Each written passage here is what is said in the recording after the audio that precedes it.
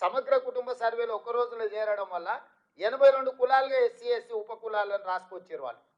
ఎందుకు 82 కులాలు వచ్చినా నేను స్టడీ చేసిన 82 ఎందుకు మోచి MOCHI ఆ కులం. కానీ కొందరు ముచ్చి అని రాసిన పోయినాడు MUCHI అని రాసిన. ఆ కంప్యూటర్ కొట్టేటోడు మోచిని ఒక కులం కింద కొట్టిండు, ముచ్చి ఇంకొక కులం కింద కొట్టిండు. చెండాడ అని ఒక కులం ఉంది, CHA NDA DA ఉండాల్సిన దగ్గర చెండాండా అని కొట్టుకొచ్చాడు. సో అదొక కులం కింద ఇదొక కులం కింద చివరికి ఎస్సీ ఎస్సీ ఉపకులాలు 82 కులాలుగా మారినాయి.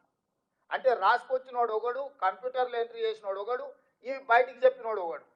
ఎవరికి పొంతం లేకపోవడంతో సమగ్ర కుటుంబ సర్వే చంద్రశేఖరరావు ఏదైతే లెక్కలు చెప్తున్నాడో తప్పుడు లెక్కలుగా, అర్థం పర్థం లేని లెక్కలుగా మారి అవి బయట పెడితే వాళ్ళ పరువు పోతుంది. ప్రభుత్వం చేసిన, ఆనాటి ప్రభుత్వం చేసిన మొత్తం వ్యవహారం అంతా ప్రజలకు అర్థమవుతుందని అది ఆయన్నే సిగ్గుతోని లోపల దాచిపెట్టుకొని ఎన్నికలు వచ్చినప్పుడు ఆయనకు వాడుకున్నాడు. అందుకే బయట పెట్టలే. సో అందుకోసమని మనం ఏం చేసినామంటే ఎవరైతే ఎన్రోలర్గా ఇల్లు తిరిగి సమాచారం సేకరించాడో అతనే వచ్చి కంప్యూటర్ ఆపరేటర్ పక్కన కూర్చొని కంప్యూటర్కి ఇందులో జిల్లా పేరు, మండలం పేరు, గ్రామ పంచాయతీ పేరు, ఆవాసం పేరు, అంటే హ్యాబిటేషన్ ఎక్కడ, వార్డు నెంబర్ ఎంత, ఇంటి నెంబర్ ఎంత, ఏ కోడు, ప్రతిదీ ఎవరైతే రాసుకొచ్చిండో అతనే కంప్యూటర్లో ఎంట్రీ చేసి మళ్ళీ ఈ 150 దేనికి దానికి బండలు కట్టించినాం. మనం ఎన్నికలలో ఓటర్ల బ్యాలెట్ ఎట్లయితే కౌంట్ చేసినాక బండిల్ కట్టి దాచి పెడతామో రేపు ఎవరైనా గిట్లనే ఏదో ఒకటి చెత్తబాగుడు ఇది తప్పుడు లెక్కలని అంటారని చెప్పి ప్రతి 94,863 మంది ఎన్రోలర్స్ 150 ఇళ్ళకి ఏదైతే లెక్కలు రాసుకొచ్చారో ప్రతి 150ను బెండలు కట్టి మనం ప్రభుత్వం వీటిని దాచిపెట్టింది. ఇవాళ ఏ బ్లాక్లో ఎక్కడ తప్పు జరిగిందో వాళ్ళని చెప్పమని ఉంది. మనం ఆ బెండలు తీసి ఓపెన్ చేసి పోదాం ఆ ఊర్లో, ఆ బ్లాక్లో పోయి మళ్ళీ క్రాస్ చెక్ చేయడానికే మనకు రెడీగా ఉంది. కంప్యూటర్ల సమాచారమే కాదు, రాసుకొచ్చిన సమాచారం కూడా ఈరోజు మన దగ్గర స్పష్టంగా నిక్షిప్తం చేసి పెట్టినము. రేపు ఎవరైనా మన ప్రాసెస్ను, మన విధానాన్ని తప్పుపట్టి ఈ బీఆర్ఎస్ వాళ్ళు, బీజేపీ వాళ్ళు ఎవరితోనో కోర్టులో కేసు వేయించి ఈ ప్రాసెస్నే తప్పుపట్టి మొత్తం ఈ తీసుకున్న ప్రక్రియనే మొత్తం నిర్వీర్యం చేయాలని ప్రయత్నం చేస్తారు. కాబట్టి ఎలాంటి అవకాశం ఇవ్వకుండా మెటిక్యులస్గా ఈరోజు ఇట్లా సమాచారాన్ని సేకరించి డేటా ఎంట్రీ చేసి చేసినాం. ఇందులో మనకు వచ్చిన సమాచారం ఏంది, మొత్తము మనకు 3,54,74,554 మంది ఇందులో సమాచారంలో పాల్గొన్నారు. ఇది మనం రాసుకొచ్చింది కాదు, ఈ కుటుంబాలందరూ బయటికి వచ్చి ఇంత జనాభా మనతోని వాళ్ళు నమోదు చేయించుకున్న జనాభా. ఇప్పుడు జనాభా 4 కోట్లు ఉంది, లేకపోతే జనాభా మాది తగ్గింది, లేకపోతే మాది ఇంకో కొందరిది అక్కడ జరిగింది ఇక్కడ జరిగింది ఏదైతే అంటురో ఇది సెల్ఫ్ డిక్లేర్డ్ డేటా. ఇది ప్రభుత్వం ఇష్టంగా కూర్చొని ప్రభుత్వ కార్యాలయంలో కూర్చొని రాసింది కాదు. ఇల్లు తిరిగి ఇంటి వాళ్ళని అడిగి ఇంటి వాళ్ళు ఇచ్చిన సమాచారం మీద అప్లికేషన్ మీద వాళ్ళు సంతకం పెట్టుకొచ్చి ఇచ్చినాం. ఇప్పటి వరకు ప్రభుత్వంలో నమోదు చేయించుకున్న వాళ్ళు 3,54,77,554 మంది ఈరోజు మన దగ్గర నమోదు చేయించుకున్నారు.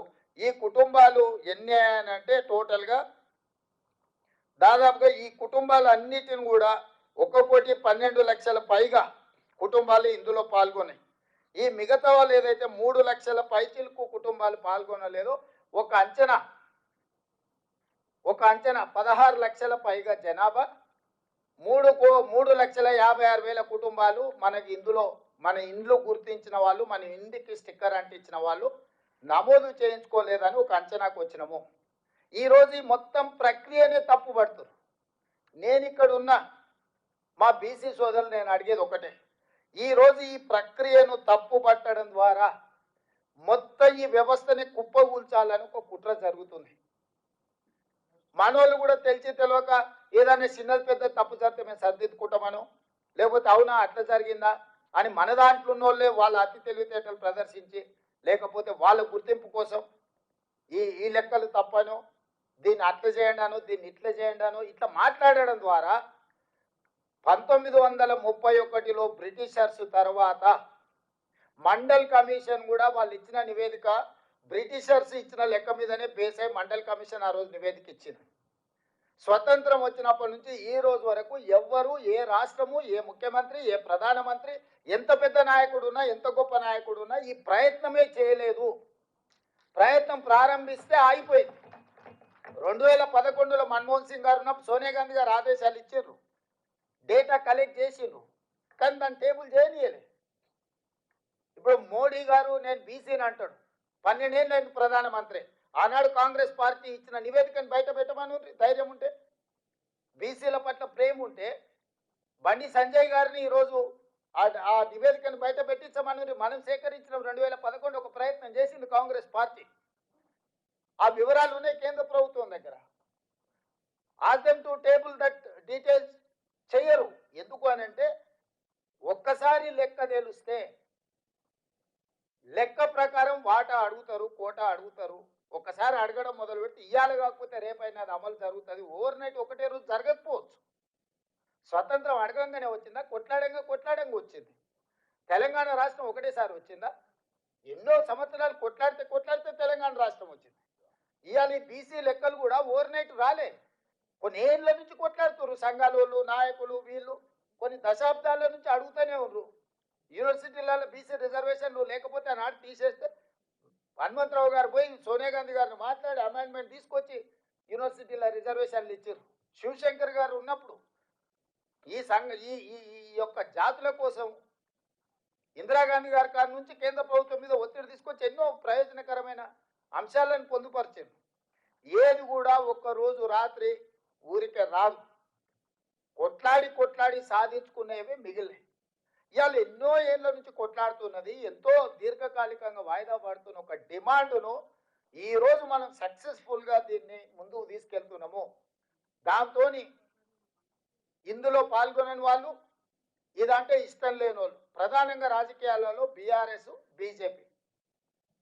ఈరోజు కాంగ్రెస్ పార్టీ ఒక రాష్ట్రంలో చేపట్టిన ఈ ప్రక్రియ 100% న్యాయపరంగా, చట్టపరంగా, అధికారికంగా ఈ నివేదికని ఈరోజు మనం తయారు చేసినాము.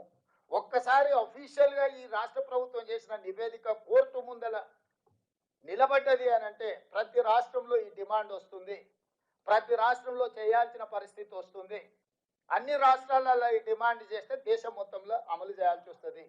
దేశం మొత్తంలో ఎప్పుడైతే అమలు చేస్తారో బీజేపీ పార్టీలో ఆధిపత్యం వహిస్తున్న 1-2 సామాజిక వర్గాలకు ఇది తీవ్ర విఘాతం కలుగుతుంది. తెర వెనకాల ఉండి కానీ, తెర ముందలుండి కానీ బీజేపీలో ఉన్న 1-2 పెద్ద అధికారాన్ని చెలాయించే సామాజిక వర్గాలకు ఇది గుదిబండగా మారుతుంది.